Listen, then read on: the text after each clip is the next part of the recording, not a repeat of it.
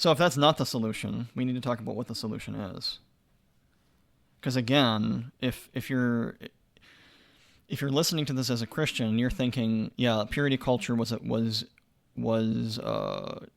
problem. It was a mistake. That's the word I was looking for. It was a mistake.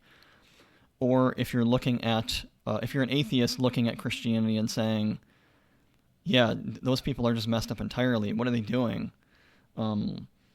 What we're trying to hone in on is that there's a real problem. There's a real sin problem that humanity has.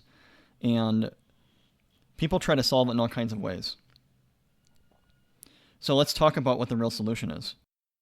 And going from having a 100% black and white certainty on absolutely every issue to having no certainty at all on any issue.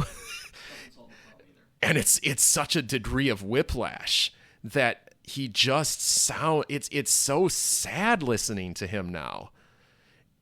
To me, it bespeaks of how empty the conviction was to begin with in sort of biblical terms, but it's really, to me, it's post-apocalyptic. That's the feeling. It is like trudging through. I see what you mean by that. He, in his earlier days, actually, the terrifying thing about an apostate, and the reason why the New Testament uses God uses the strongest language he uses anywhere in the Bible to warn against apostasy. And it's because someone like Joshua Harris would fall more into the category of a Hebrews 6 or 10 apostate, I think, than almost anyone I've ever encountered. What do you mean by that? I mean, someone who the language is something to the effect of the rain fell upon them. They tasted of the gift of eternal life. They were in the fellowship, borrowed probably from the parable of the soils, to say that the rain of truth fell upon a heart like Joshua Harris. I heard him in those early videos present the gospel. In his mind, You're saying now that he's rejected it, he's in a far worse state than he was before. Far worse.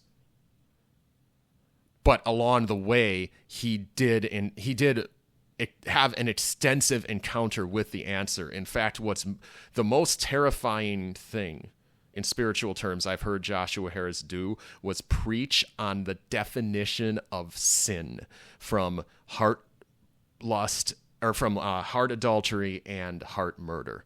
Passages which are... And he got it right.